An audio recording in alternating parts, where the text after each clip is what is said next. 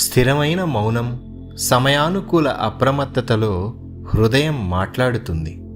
మనం హృదయాన్ని శ్రద్ధగా వింటే దుర్బలపరిచే సందేహం, గందరగోళానికి బదులుగా విశ్వసనీయమైన నిర్ణయాలను మాత్రమే వినగలుగుతాము అంటారు పూజ్య దాజీ. అలాంటి మౌనానికి సంబంధించిన బుద్ధుని కథను ఇప్పుడు తెలుసుకుందాం.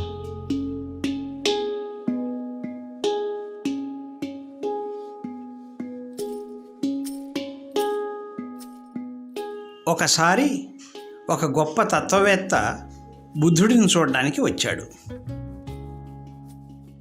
తత్వవేత్త ఇలా అన్నాడు: నా జీవితమంతా నేను సమాధానాల కోసం వెతుకుతున్నాను. నాకు కొన్నింటికి సమాధానాలు వచ్చాయి, కానీ లభించిన ప్రతి సమాధానం నుండి కొత్త ప్రశ్నలు తలెత్తుతున్నాయి అన్నాడు. బుద్ధుడు అతని మాటలు విని, మీకు నిజంగా సమాధానాలు కావాలా? అయితే వాటి మూల్యం చెల్లించగలరా అని అడిగాడు. నేను ఈ ప్రశ్నలకు సమాధానాల కోసం తహతహలాడుతున్నాను. సమాధానాలు లభించిన తర్వాతే ఈ భూమిని విడిచిపెట్టాలని నా కోరిక. అందుకు మీరు ఎంత మూల్యం అడిగినా చెల్లించడానికి సిద్ధంగా ఉన్నాను అన్నాడు. మంచిది, చాలామందికి సమాధానాలు కావాలి, కానీ మూల్యం చెల్లించడానికి ఇష్టపడరు.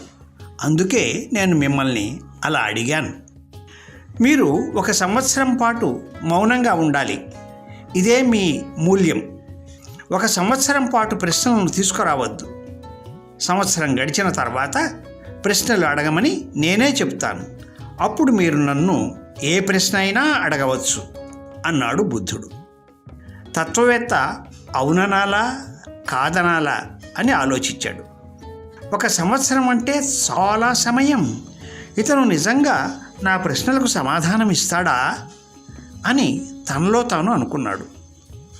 1 సంవత్సరం తర్వాత నా ప్రతి ప్రశ్నకు సమాధానం ఇస్తానని మీరు పూర్తి హామీ ఇవ్వగలరా అని బుద్ధుడిని అడిగాడు తత్వవేత్త.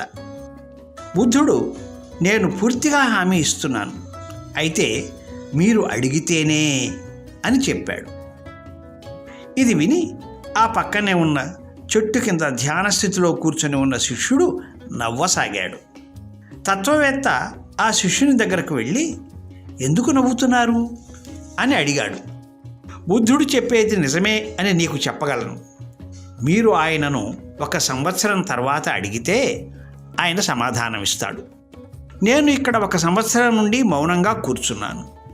మీరు అడగదలుచుకుంటే ఇప్పుడే అడగండి, లేకపోతే 1 సంవత్సరం తర్వాత అడగడానికి ఏమీ మిగలవు అని నవ్వాడు శిష్యుడు.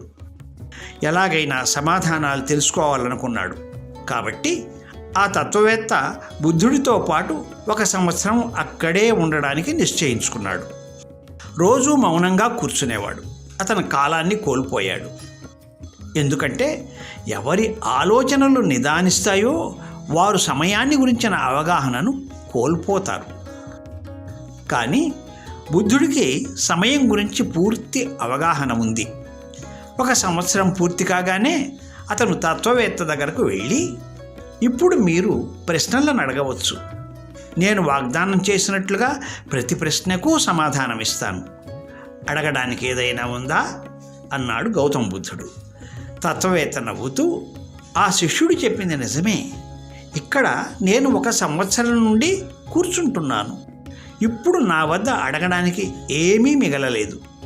మీ దయ వల్ల అన్ని సమాధానాలు నాకు తెలిసాయి అని చెప్పాడు. సమాధానాలు వెలుపల నుండి కాదు, లోపల నుండే వస్తాయి అన్నాడు బుద్ధుడు.